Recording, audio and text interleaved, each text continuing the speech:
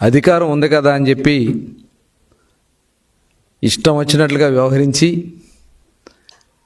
ప్రజల్ని దోచుకు తిని నీతి కబుర్లు చెప్పే పేర్ని నాని గారు క్లియర్గా బుక్ అయిపోయాడు. ఇవాళ ఈ కూటమి ప్రభుత్వం అరాచకాల్ని ఉపేక్షించం, గతంలో చేసినటువంటి మొత్తం అన్ని స్కామ్లు కూడా వెలుగు తీస్తాం. ఈరోజు మీరు చేసినటువంటి మీ తప్పిదాలే మిమ్మల్ని నడి రోడ్డు మీద బట్టలు తీసి నిలబెట్టాయి. ప్రతిదానికి నీతి కబుర్లు చెప్తూ ముందుకు బయలుదేరతాడు. అయ్యా పేరు నాని గారు, ఇవాళ పేద ప్రజలకి చెందాల్సినటువంటి బియ్యాన్ని నువ్వు బొక్కింది వాస్తవమా కాదా? దాదాపు 3708 బస్తాలు, 187 టన్నులు, దాదాపు 90 లక్షల రూపాయలు ఖరీదు చేసే బియ్యాన్ని లారీలు నీ సొంత గోడౌన్స్ నుంచి పోర్టు ద్వారా రేషన్ బియ్యం స్కాముల్లో ఇది కొంత భాగం మాత్రమే అని మేము అనుకుంటా ఉన్నాం. ఇంకా అసలు స్కాములు మొత్తం కూడా చాలా ఉన్నాయి, అవన్నీ కూడా బయటకు వస్తాయి. ఇవాళ మరి నీతి కబుర్లు చెప్పే పేరు నాని గారు అడ్రస్ లేకుండా కుటుంబం మొత్తం కూడా గ్యాలప్స్ అయిపోయారు.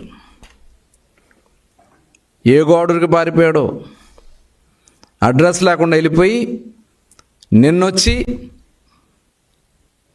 మరి లెటర్ ఇస్తారు, బియ్యం పోయింది వాస్తవమే, డబ్బులు కట్టేస్తా అంటే దొంగతనం చేసి దొంగ వెళ్ళి డబ్బులు కడితే దొరైపోతాడా? అయ్యా పేరు నాని గారు, మీరు కూడా మీ సొంత గోడౌన్స్లో దొంగతనం చేసి ప్రభుత్వానికి నేను డబ్బులు కట్టేస్తానంటే నువ్వు సచ్చిరు కాదు. చట్టం ఊరుకోదు. చట్టం మిమ్మల్ని ఖచ్చితంగా ఇవాళ మీ అవినీతి దాహానికి మీ ఆడవాళ్ళని కూడా తీసుకొచ్చి రోడ్డు మీద నిలబెట్టారు కదయ్యా. సిగ్గు అనిపించట్లా మీకు? అధికారం ఉంది కదా అని చెప్పి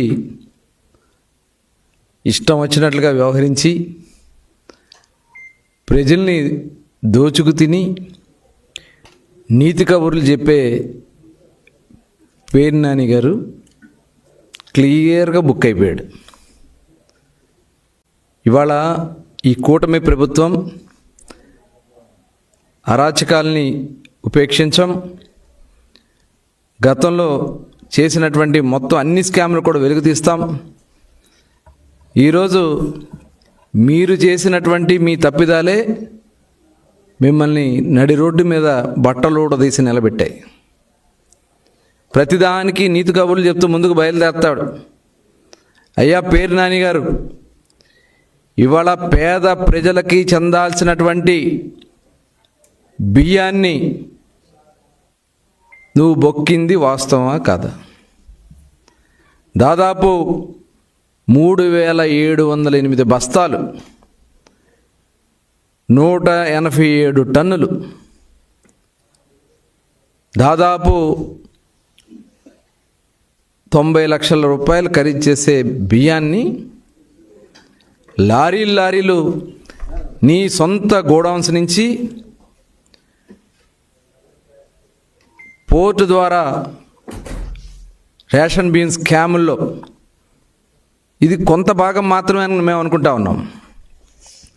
ఇంకా అసలు స్కాములు మొత్తం కూడా చాలా ఉన్నాయి, అవన్నీ కూడా బయటకు వస్తాయి. ఇవాళ మరి నీతి కబుర్లు చెప్పే పేరు నాని గారు అడ్రస్ లేకుండా కుటుంబం మొత్తం కూడా గ్యాలప్స్ అయిపోయారు. ఏ గోడరికి పారిపోయాడో అడ్రస్ లేకుండా వెళ్ళిపోయి నిన్నొచ్చి మరి లెటర్ ఇస్తారు, బియ్యం పోయింది వాస్తవమే, డబ్బులు కట్టేస్తా అంటే దొంగతనం చేసి దొంగ వెళ్ళి డబ్బులు కడితే దొరైపోతాడా? అయ్యా పేర్నాని గారు, మీరు కూడా మీ సొంత గోడౌన్స్లో దొంగతనం చేసి ప్రభుత్వానికి నేను డబ్బులు కట్టేస్తానంటే నువ్వు సచ్చిరు కాదు. చట్టం ఊరుకోదు. చట్టం మిమ్మల్ని ఖచ్చితంగా ఇవాళ మీ అవినీతి దాహానికి మీ ఆడవాళ్ళని కూడా తీసుకొచ్చి రోడ్డు మీద నిలబెట్టారు కదయ్యా. సిగ్గు అనిపించట్లా మీకు?